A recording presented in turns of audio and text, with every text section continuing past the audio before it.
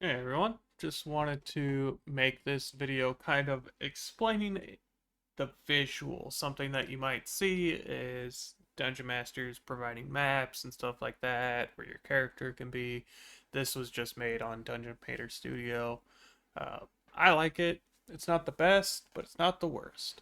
So, almost always you will see these grids on a map for D&D, and these operate as kind of distance references for a lot of things. So I usually go with them being 5 feet long. So if this character was going to move their full movement speed, they could essentially travel all 30 feet in one direction. Now, diagonals get a little weird. Um, I usually run those as 10 feet if you're going to move diagonally. So that's kind of the basic look of that. And then there are also, ways to set up encounters like this. So say there are heroes are walking down the path and then goblins come to attack. Um, this is how you can kind of control the visual of what's going on.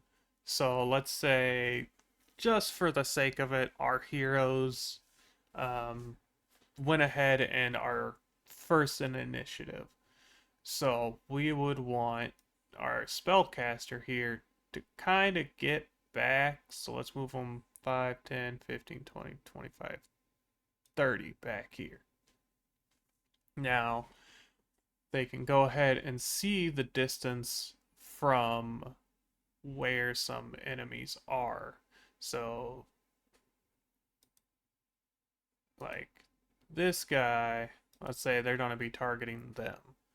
So we know it's 5, 10, 15, 20, and then let's go 5, 10, 15, 20, 25, 30, 35, 40, 45, 50, 55, 60, 65.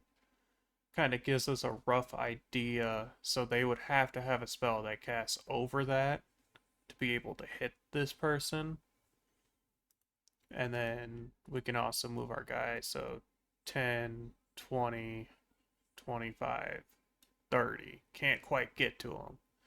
Same here, 10, 20, 30. As you can see, we can update kind of where players are, all that. And then, obviously he's going to go there, he's going to go here, and he's going to make his way over here. These guys are going to come over here. Let's say this is a cliff, so they're just going to, chuck stuff down, what have you. But that's basically how the maps will work during combat. There'll be, if you're in town or something, they might just hand you a map of what the town looks like and what's where and call it a day. That's pretty normal. But in combat, placement is very important to keep track of. Um, because, you don't want to just be like, oh yeah, I'm over here and then no one really knowing, because then, you could do some fun stuff as a DM and say these guys are smarter. They're just gonna work on going to get the mage while these three keep those two occupied. So having the maps up, you can be like, oh no, I'm gonna go help them, whatnot, and keep on top of it.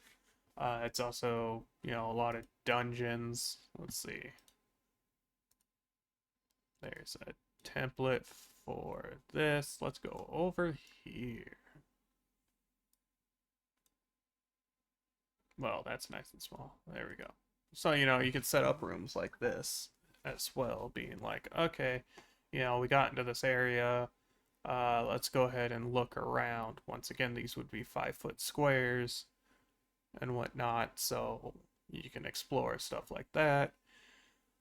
And that's basically how it's going to work when you are running combat. You can kind of set up stuff like, you know what? I think Spellcaster needs to go hide behind a tree.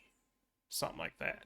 You can set up ambushes, what have you, position yourself for ultimate, combat readiness. So yeah, that's all for this one.